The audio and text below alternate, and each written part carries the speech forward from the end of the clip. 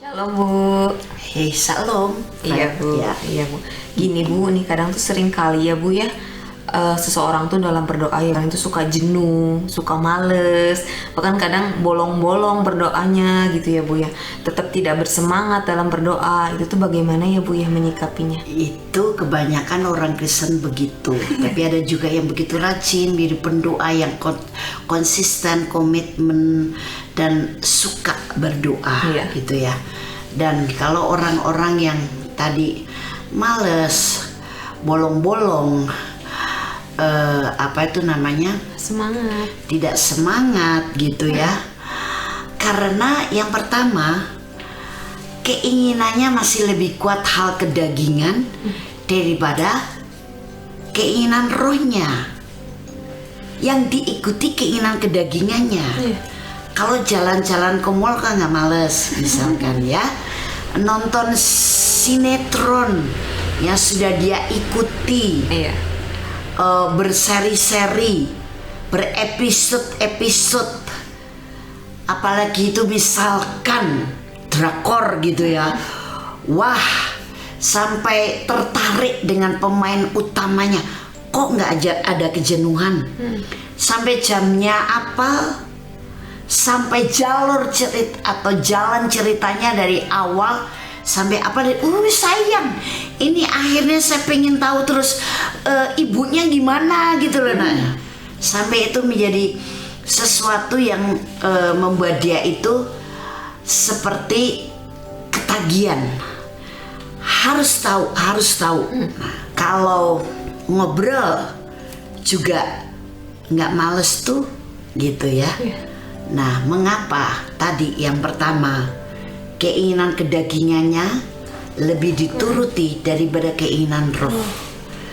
Padahal orang Kristen yang lahir baru itu keinginan roh akan mendorong, mengajak, menuntun kita kepada hal-hal yang rohani. Iya. Kebenaran kerajaan Allah termasuk doa. Roh kita yang sudah baru itu akan didorong, bahkan dinyalakan. Kepengen berdoa. Nah, sekarang tinggal kedagingannya masih kuat nggak? Iya. Kalau kita masih mengikuti keinginan kedagingan, walaupun di sini ada dorongan, gampanglah. Kapan-kapan juga bisa doa. Nah, jadi keinginan daging sama keinginan roh diturutin yang mana? Yang kedua, mungkin nih orang Kristen belum lahir baru. Iya. Dia bilang, aku agama Kristen. Tapi benarkah sudah lahir baru? Karena saya mengalami juga. Saya dulu punya kepercayaan lain. Iya. Tapi begitu saya lahir baru, roh doa saya itu menyala-nyala. Iya. Sesuatu yang terus hidup. Kenapa? Karena saya mengikuti dorongan roh, Iya. gerakan roh, keinginan roh. Kedagingan otomatis akan merasa nyaman ketika keinginan roh yang menuntun kita kepada hal-hal yang rohani dan surgawi itu sudah kita dapatkan. Iya. Otomatis. Itu yang pertama. Iya. Ya. Jadi orang lahir baru pasti punya keinginan senang doa. Yang kedua harus lahir baru. Yang ketiga harus mengerti. Doa itu hampir semua orang Kristen mengerti dan menyebutkan doa itu nafas kita. Tapi saya akan garis bawahi, doa itu hidup kita. Iya. Itu yang ketiga. Yang keempat, dalam doa kita bisa mengerjakan banyak hal.